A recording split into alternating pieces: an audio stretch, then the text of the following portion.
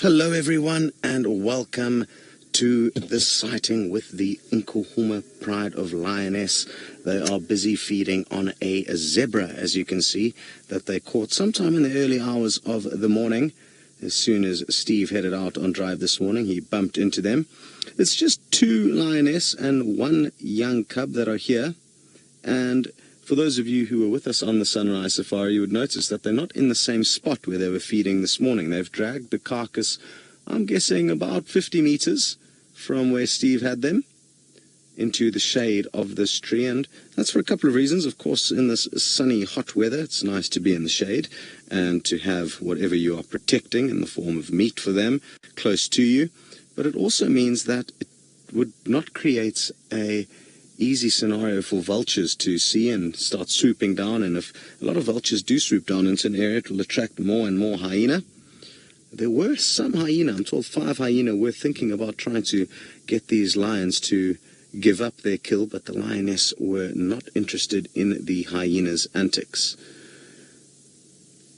Wonderful stuff. Now, interestingly, I was quite surprised. As we headed out this afternoon, we got here and they were busy feeding on the carcass. They seem to be kind of just relaxing for now. We are planning on deploying Ronald the rover into the scene a little bit later, but I want to wait for it to cool down a bit. So I'm not too sure if these lions have been exposed to Ronald just yet. So we're going to go about things very slowly and gently. And there's Ron, just chilling in the sun with his fancy hairdo. And yeah, those are the plans. So Ronald's not too far away from them, but I just want to very, very slowly ease him closer towards them. Wonderful stuff. Well, my name is Scott and I am teamed up with Seb on camera this afternoon, and we are looking forward to not only playing with Ronald the rover, but also the Matrice, this very fancy device, which is a drone. Here's all the propellers all folded up neatly, and it's been out of action for quite some time, but thankfully Sebastian has managed to get things back up and running and fixed all the problems with it. So we're hoping to launch this guy up into the sky a little bit later to give you some great bird's eye views, as well as have Ronald the rover. So we've got lots of toys on board this afternoon and looking forward to having some fun with all of them.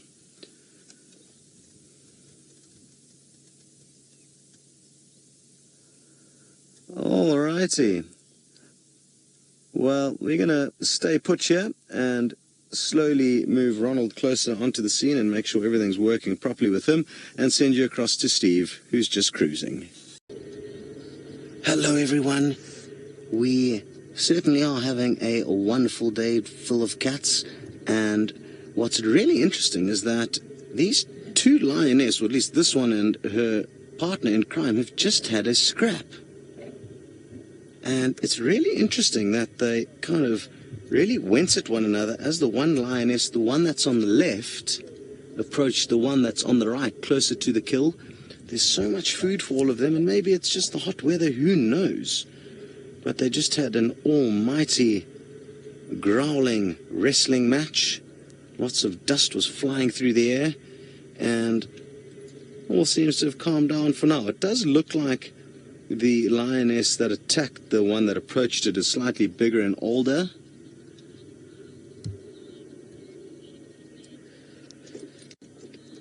And having lions fighting like this is kind of fairly commonplace, mainly over food, but sometimes they will also fight over territory. And on Tam, you would like to know, how big will a lion's territory stretch? Well, it varies hugely, depending on the area that the lions are in and also the size of the pride that the lions are in. So usually how it gets worked out in lion society is it's split up between the males and the females. Males compete with males for territories, which are usually very large and encompass several female prides. And females will compete with other females and their prides for territories. And the females usually have smaller prides. In this part of the Kruger National Park, your kind of average pride that we're seeing probably ranges over 10 to 15 square miles, maybe up to 20 square miles. So it all does depend, and there's no set rules. You get some areas where it's very dry, and like the deserts of Namibia, where you get desert lions, and they will have huge territories in order to be able to find enough food, and also simply because they don't have too much competition. Now, we have managed to deploy Ronald the rover quite close into the undergrowth that these lions are snoozing in. We almost parked up against the one hoof of the zebra. So why don't you guys take a look and see what it looks like to be right up close and personal. How cool is that? And we're not too sure why this temperature reading is showing. It's something that we need to try and troubleshoot, so apologies for that. But in the meantime, I think it's still a wonderful view and opportunity to be able to get up close and personal with them. And we've also worked out yesterday when Tingana was chewing on a daikakil, we didn't realize exactly how the audio systems work with Ronald, but that seems to have been troubleshooted, so we should be able to get some audio of these lions crunching down on the zebra a little bit later, which will be absolutely awesome. But for now, it seems like they're just relaxing. Like I said a little bit earlier, they were feeding initially, which was quite a surprise. Well, let's see what happens here as this other lioness moves. If she comes closer to the one in the center of your screen, you may see another little skirmish between them. But I don't think that other lioness is going to do just that. Did I see some movement in the back there? There's also a cub that's on the scene here somewhere. I'm not too sure exactly where it is. I think it could be hidden in some of the undergrowth. There's quite a lot of thick vegetation here where it could just be tucked away having a snooze. So all seems calm and peaceful for now, but things are definitely going to heat up here a little bit later. What I can't wait for is the hyena to come onto the scene. I'm fairly confident that a little bit later on this evening, there are going to be some hyena lurking about, hoping to steal an easy meal from these lions.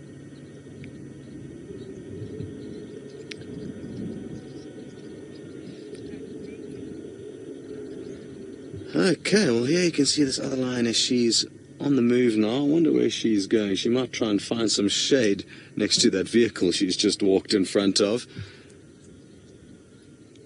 Oh, here's the cub that's also popped out. It's not looking in the best shape, but at least it's got a nice big meal to feed on, and that's going to definitely help its cause. And I'm guessing the fact that it's following this other lioness would probably mean that that is its mother. Okay, very good. Well, we're going to stay put here and send you all the way back up to the Masai Mara with Brent, who hasn't had much luck with the big cats just yet. Yes, well, you're actually with Ronald now, I believe, not with me. And isn't he in the most spectacular position? I haven't positioned Seb in the best spot. We've kind of been focusing our efforts on getting Ronald into a good spot because, to be honest, in a scenario like this, he is just going to, in most scenarios, be able to do a better job than we will be able to do from further away and quite elevated, shooting down on the subjects. And what you're looking at there is the neck and a portion of the head of the zebra that this lioness has got her paw proudly resting on, like it's her prize. I guess it is her prize. And I'm impressed that these two lionesses managed to catch a zebra in these very open clearings that we're in. There's one or two thickets like the one that they're in here, but it certainly was a job well done for them. Who knows when they would have had their last meal. We haven't seen it. I mean, I haven't seen a lioness on Djuma for the whole month of December. Not to say they didn't come through Djuma, but we had some fairly scarce lion sightings, and I'm pretty confident it's been much of the same the last 2 weeks as well. So this is wonderful that these lions are back on our property. Let's hope they spend some time here. Having said that, though, on the flip side, having no lions around definitely makes Tundi's life a lot easier. There you can see the one lioness which we were filming earlier, and a little portion of the zebra's head. And the other lioness is lying out just a little bit more in the open. Schoolman, you would like to know if lions will ever eat birds' eggs. Well, I think yes, they will. Jamie was lucky enough to have a sighting up in the Mara not so long ago with a lioness walking with an ostrich egg in its mouth. And we're not too sure what happened, whether the lioness managed to crack into the egg and eat it, or if she just lost interest and dropped it. But I'm fairly confident that lions will crack into eggs when they come across them. It's just something that I haven't seen, and it's something that probably doesn't happen too often. But it definitely is something that will happen from time to time. A lot of the predators are highly opportunistic, and they'll take whatever the best opportunity is when they are a little bit desperate. Well, wonderful stuff. Well, we're going to stay with these sleepy lions and send you across to Steve, who's got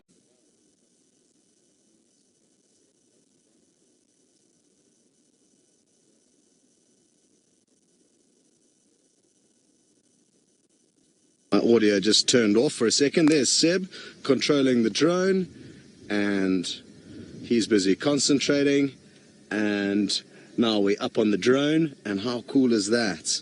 So you can actually clearly see the drag mark where the lions dragged the zebra across the road onto that bush where they are all now just relaxing.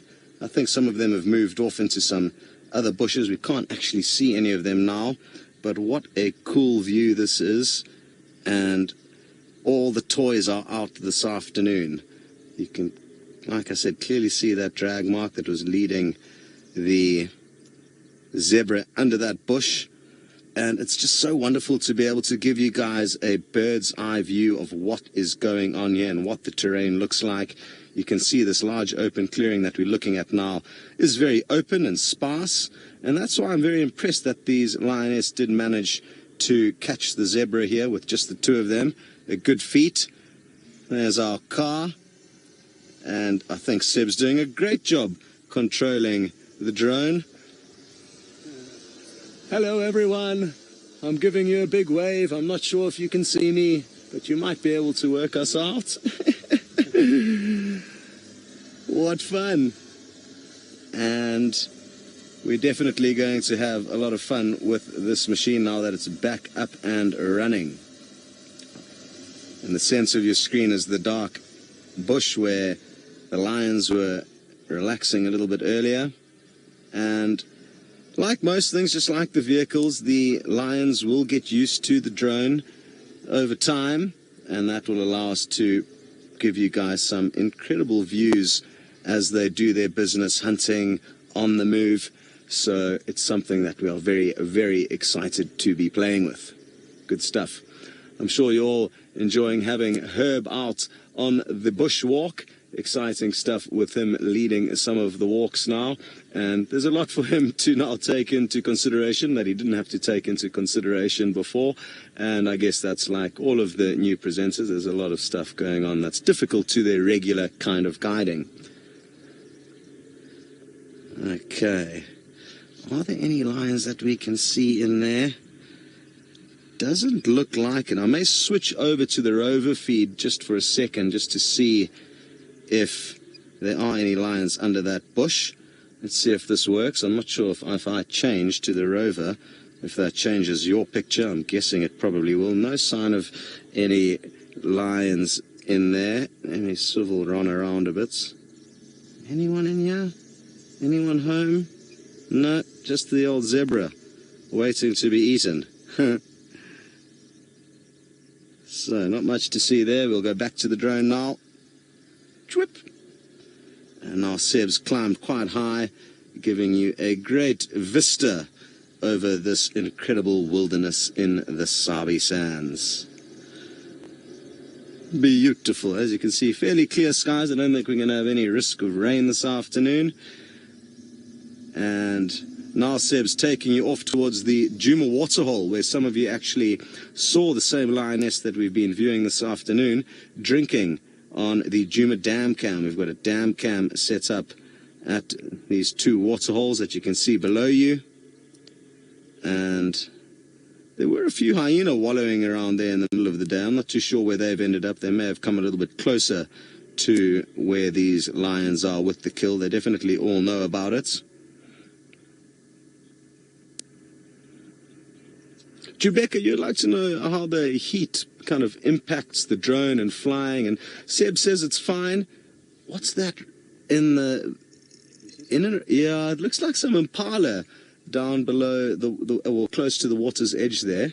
So I'm fairly certain it's some impala. Let's maybe see if we can have a closer look. Yeah, perfect. Yeah, just right on the water's edge, on the kind of right-hand side, the eastern side of the waterhole. A little bit more to the other side. Which side? The opposite. Yeah, there we go. Perfect. Well done. There's some impala. And some inyalas. Yeah, well done, Seb. It looks like some inyalas. Some inyala bulls, 2 Egyptian geese. Fascinating stuff. And I think, Rebecca, with regards to conditions that make it tricky for the drone, it's mainly the wind. Seb says the heat doesn't really have any impacts on it, but the wind is one of the trickier kind of elements to have to negotiate. And this afternoon, I mean, there's a bit of a breeze, nothing too serious, but the drone is definitely well stabilized and giving you some very stable views. Great stuff. Well, we're going to be sending you from a bird's eye view of the Sabi Sands all the way down to the earth with Brent, who's found some ants. Well, yes, like Herb says, stay away from the tumbuotis. They will make you ill if you consume them or cook with them, as I'm sure he made clear to you. Now, as you can see, we have got Ronald the Rover in a prime position at the zebra carcass, and some very, very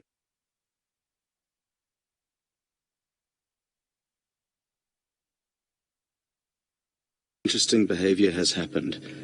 Earlier on, we saw this lioness have a scrap with the other slightly younger looking lioness, and I was quite surprised by that. There's so much meat, so little competition between them, yet there was that scrap. And then now this tiny, poor little bony cub that's dying for a meal also went and approached the carcass, and the same lioness attacked this cub quite ferociously, which really doesn't make sense, because there's more than enough food to go around. And yes, lions and all adult big cats will look after themselves before the cubs, and that's paramount for them to be able to survive and provide cubs for future meals. They won't be doing it out of spite. They'll only be doing it in tricky and trying times that they'll have to fend for themselves and take care of themselves ahead of cubs. But this doesn't seem to be a situation like that. So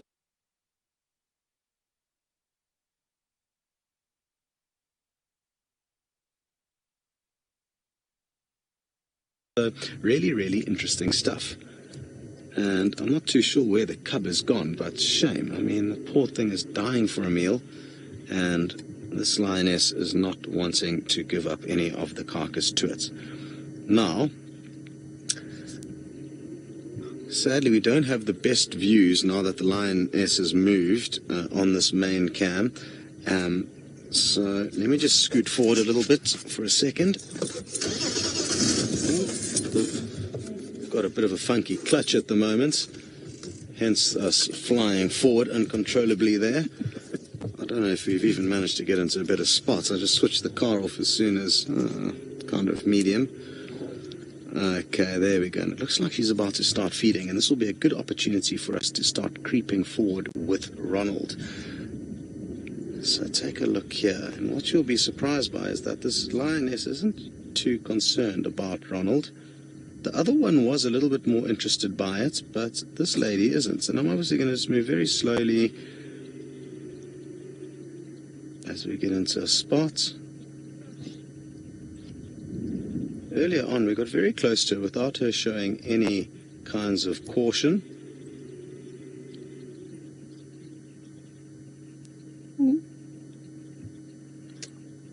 Well, I think this might do for now. You saw how she just flicked her tail there. That could have been a little bit of a sign, or it could have just been her trying to get rid of the flies.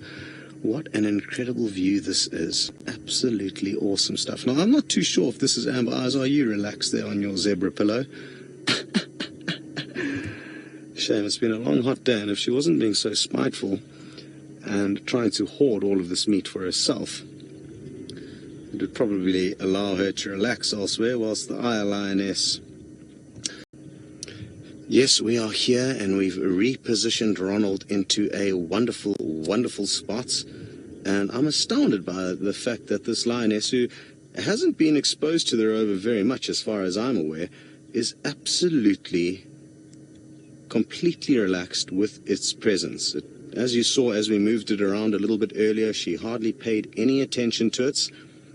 And you're getting the best of both views, a slightly elevated one from Seb's camera now, and one from close-up right there with the zebra with Ronald. The other lion lying up not too far away in the shade. Oh no, the drone's in the way of the lioness, sadly, but there's the little cub and her mom's lying off just to the right of her, but sadly the drone is in the way of that shot. And I'm just so kind of heartbroken and astounded by the fact that this cub was not allowed to feed earlier by the lioness that is currently feeding. And as you can see, it's not in the best shape, and it could do with all the nutrition it could possibly get. So interesting stuff here, and I guess a lot of dynamics out in nature are just, you know, inexplicable when we look at it as a human from the outside. But there must be some reason why. I'm not too sure what it could be. But definitely something that we need to keep track of and keep monitoring. Sadly, we don't get to follow these lions as much as we would like to because they spend a lot of time off our area of traverse. So we don't know too much history of this cub. I don't even think that there is a chance that this cub has actually never been seen up until this morning by any of us. So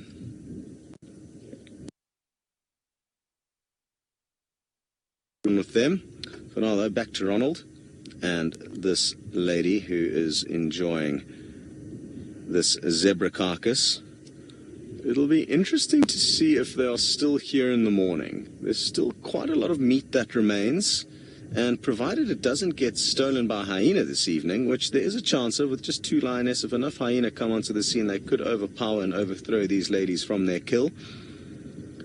So it'll be an interesting time later on tonight. And of course, first thing tomorrow when we come back to establish what's going on.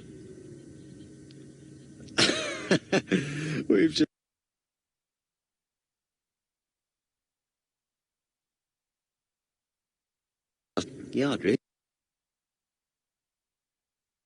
we do have a hungry lion and lots of flies who are busy doing their business on that twig and on the carcass beyond it.